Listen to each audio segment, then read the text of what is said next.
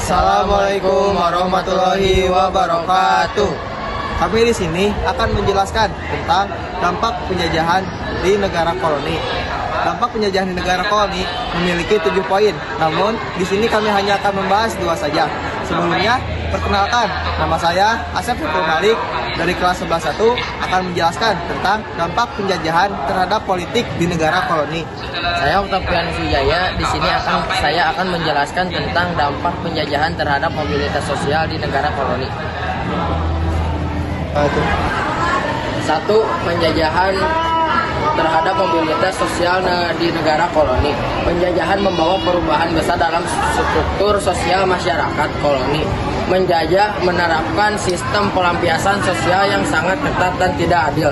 Masyarakat dibagi menjadi kelas atas dan kelas bawah berdasarkan ras dan keturunan. Golongan Eropa ditempatkan sebagai kelas paling tinggi dengan akses luar terhadap pendidikan, pekerjaan, dan fasilitas sosial. Di bawahnya ada golongan timur asing seperti Tionghoa dan Arab. Sementara itu, masyarakat pribumi berada pada dalam posisi rendah.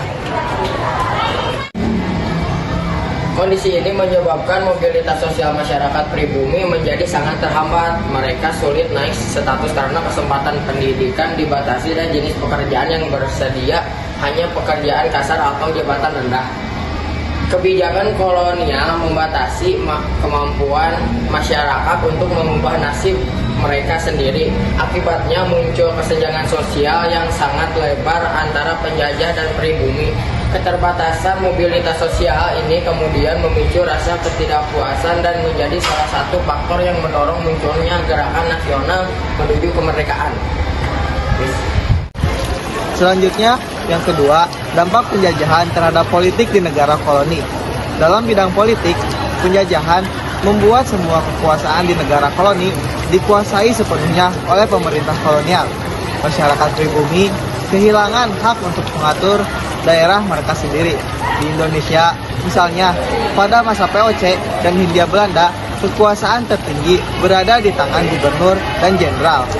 Ia memiliki wewenang sangat besar membuat peraturan dan mengadakan perjanjian dengan penguasa lokal, mengangkat atau memberhentikan pejabat setempat, hingga mengadakan sistem ekonomi dan keamanan dengan peraturannya mereka sendiri.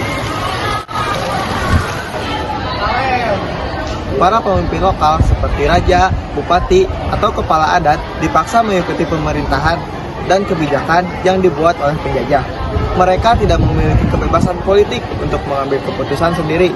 Sistem pemerintahan kolonial dibangun sepenuhnya untuk kepentingan ekonomi dan kekuasaan penjajahan, bukan untuk kesejahteraan rakyat. Masyarakat pribumi tidak memiliki hak suara, tidak bisa memilih pemimpin, dan tidak boleh terlibat dalam proses politik. Ketidakadilan politik ini menimbulkan berbagai bentuk perlawanan, baik perlawanan secara terbuka maupun tertutup.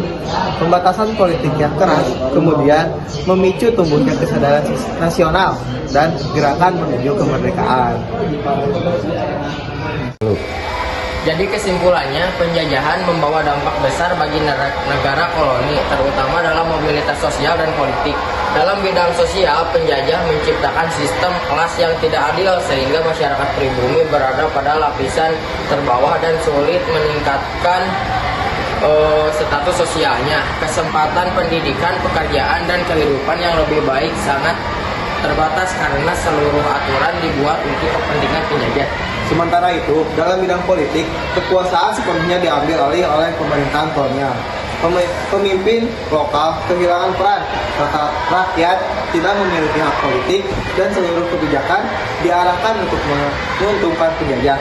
Kedua dampak tersebut menimbulkan ketidakadilan yang mendalam dan akhirnya mendorong lahirnya perlawanan serta semangat perjuangan menuju kemerdekaan.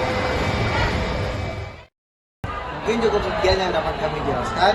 Kami mohon maaf apabila ada kesalahan dan kekurangan, baik dalam kata ataupun bahasa. Wassalamualaikum warahmatullahi wabarakatuh.